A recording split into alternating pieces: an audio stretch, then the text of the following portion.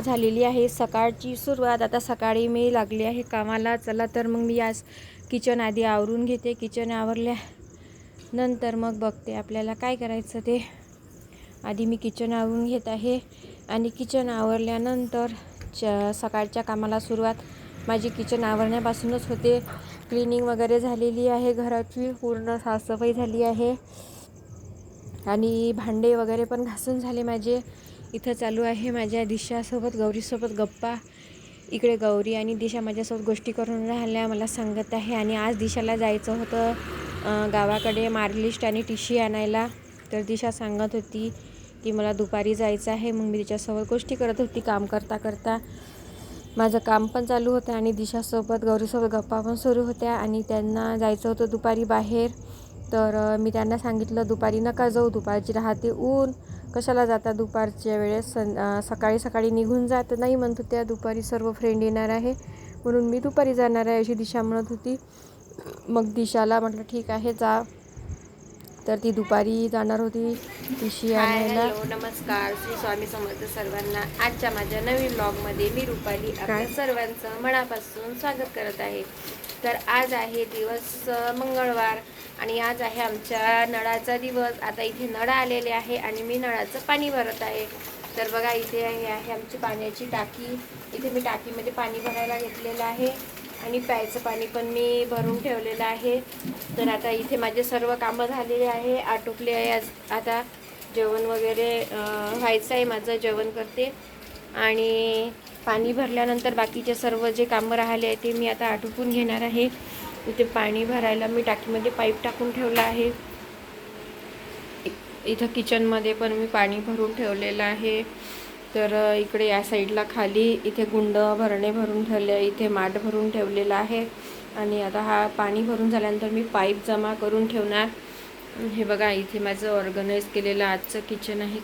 कालच मी सर्व ऑर्गनाईज केलं आहे। फक्त आता माझ्या वरच्या साईडचे जे डबे आहे ना ते घासायचे राहिलेले आहे। आता मी हे डबे पण घासून घेणार आहे।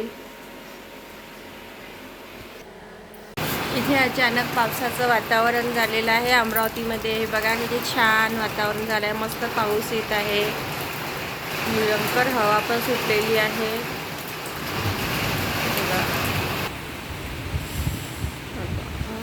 छान हवा आहे, मस्त थंड थंड पावसाचं वातावरण आहे। पाऊस सुरू आहे इथे।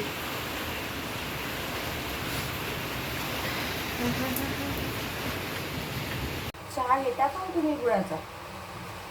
मस्त गरमागरम गुळाचा चहा बनवते मी आता। इथे मांडत आहे मी चहा, गरमागरम थंड थंड पावसाच्या वातावरणामध्ये गरमागरम असा गुळाचा चहा। आणि चहा गुळ मी अशा प्रकारे हे आणलेला आहे, गुळाचा चहा म्हणते, मस्त गरमागरम माझ्याकडे।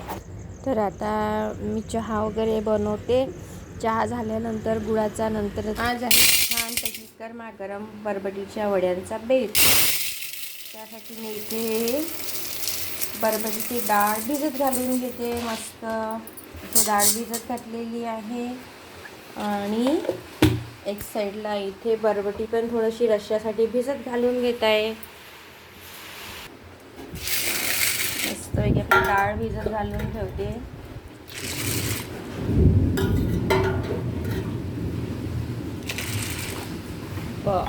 हवा पूर्ण झाड वापरून राहिलं इथं हवेनं, खूप भयंकर। तर आजच्या थंड थंड वातावरणामध्ये, पावसाच्या वातावरणामध्ये गरमागरम वड्यांचा बेत आहे आमचा। तर आज दिशाच्या बाबाची आवडीची डिश आहे। तर मी त्यांच्यासाठी आज वडे बनवणार आहे आणि त्याबरोबर रस्सा, दही, मठ्ठा वगैरे, शेव, छानपैकी मस्त आज गरमागरम आम्ही बरबटीचे वडे खाणार आहे।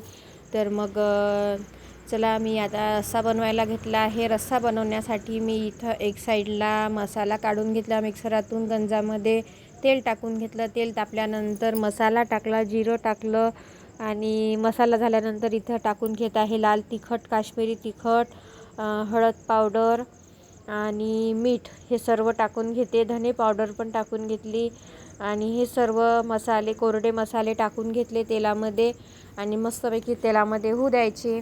आणि चांगले तेलात झाल्यानंतर, तेल सुटल्यानंतर यामध्ये टाकायचा आहे थोडासा कांदा लसूण मसाला आणि मी अंबारीचाच कांदा लसूण मसाला वापरते कारण छान टेस्ट आहे त्या मसाल्याची. आणि त्यानंतर थोडेसे बारीक कट केलेले टोमॅटो पण टाकून घेतले. तर इथे आता टोमॅटो टाकून घेतले आहे. टोमॅटो मस्तपैकी बारीक तेलामध्ये शिजू द्यायचे आहे. आणि त्यानंतर ही बरबटी एक साईडला शिजवून घेतली होती मी. थोडीशी बरबटी कुकरमध्ये शिजवून घेतली, ती पण गंजात टाकून घेतली. आणि आपल्या आवश्यकतेनुसार इथं गंजामध्ये रस्सा करणार आहे मी पाणी. आणि रस्सा उखळल्यानंतर त्यामध्ये थोडासा गरम मसाला पण टाकून घेतला, काळा मसाला. इथे मस्तपैकी आता घेतले आहे वडे करायला. तर वड्यांचा रस्सा एक साईडला करून ठेवला. वडे करण्यासाठी मी इथे बरबटीची डाळ मिक्सरातून काढून घेतली.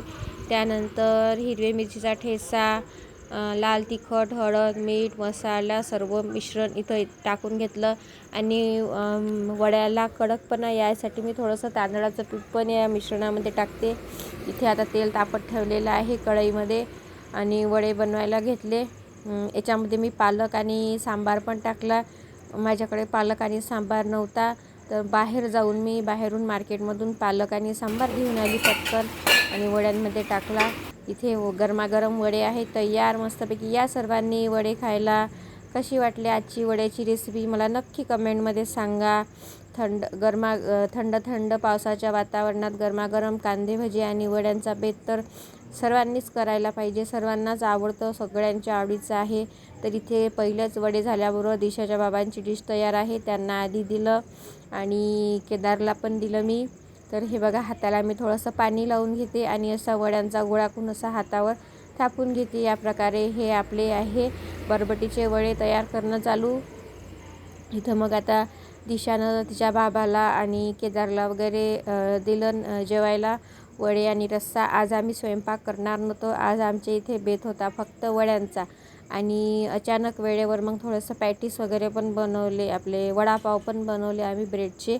ब्राऊन ब्रेड आणले होते मी, तर त्या ब्रेडचे हे पण बनवले. हे बघा, आता दिशा इथं टेस्ट करून बघत आहे, वड्यांची दाखवून राहिली कॅमेरामध्ये. तर हे आहे आजचे गरमागरम बरबटीचे वडे. माझा संपूर्ण व्हिडिओ बघा आणि बघत राहा. आणि आवडल्यास लाईक करा, शेअर करा आणि सबस्क्राईब करत जा. तुम्ही सबस्क्राईब केल्याने माझे सबस्क्रायबर वाढतील आणि माझे व्हिडिओ सर्वात आधी तुमच्यापर्यंत येतील. आणि मला पण मोटिवेशन मिळेल की मी आणखी व्हिडिओ बनवायला प्रयत्न करत राहणार. व्हिडिओ चांगल्या प्रकारे बनवण्याचे प्रयत्न करणार.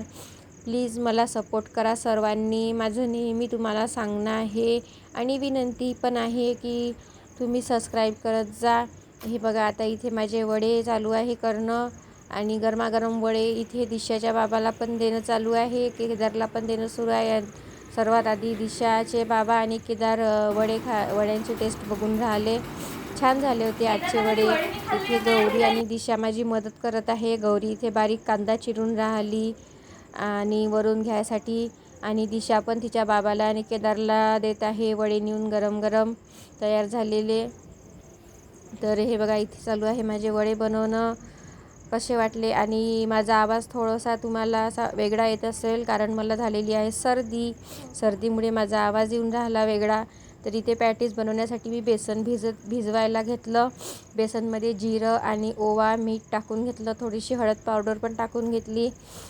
इथे वडे आता हे झाले शेवटचे वड्याचा घाणा आहे माझा. आता मी इथे पॅटीस बनवायला घेणार आहे. आपला ब्रेड पकोडा बनवायला घेणार आहे. तर हे बघा, इथं मी ब्रेडवर आलूची चटणी तयार करून घेतलेली आहे एक साईडला आणि ती इथे एका ब्रेडवर लावून घेते आणि त्यानंतर त्याच्यावर लावायचा आहे दुसरा ब्रेड. तर हे बघा, आता इथे चटणी पूर्णपणे मी ब्रेडवर पसरवून घेत आहे. हा दुसरा ब्रेड ठेवते आणि ह्याला एकमेकाला असं फिट करून घेते. त्यानंतर यांना सर्व अशा प्रकारे ब्रेड जितके मला लागणार आहे ते सर्व याला मी आलूची चटणी लावून घेणार आहे आणि सर्व मग मधातून कट करून घेईन. तर इथे चालू आहे माझं सर्व ब्रेडला चटणी लावणं. छान झाले होते आजचे ब्रेड पकोडे आणि वडे. आणि त्यासोबतच मग मी होती माझ्याकडे आलूची चटणी, तर पोळ्या होत्या शिळ्या, तर शिळ्या पोळ्यांचे पण पॅटीस बनवून बघितले आम्ही. ते पण छान झाले होते. मस्त बेत झाला होता आजचा. सर्वांनी पोट भरून खाल्ला. तर आता इथे झाले हे वडे झालेले आहे.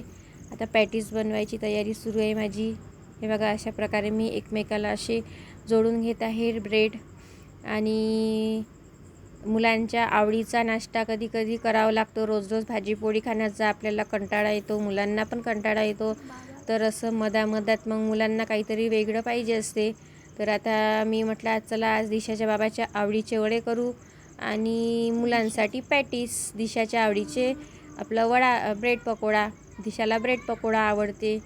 तर इथे मी ब्रेड पकोडे पण हे बघा असे कट करून घेतलेले आहे. ब्रेड त्याच्यामध्ये आलूची चटणी भरून, आलूचं मिश्रण भरून घेतलं आणि असे कट करून घेतले. आता हे बेसनामध्ये असे पूर्णपणे डुबवून घेते. या प्रकारे इथे आता याच्यावर मी बेसन टाकून घेत आहे. हे बघा अशा प्रकारे, कारण बेसन थोडंसंच भिजवलं होतं. जास्त भिजवलं तर ते पूर्ण पकोडे ब्रेड आपल्याला त्यामध्ये डुबवता येते. पण इतकं मोठं बेसन भिजवून ते वाया जाणार होतं, म्हणून मी थोडंसंच भिजवलं होतं, मला जितकं लागते तितकं.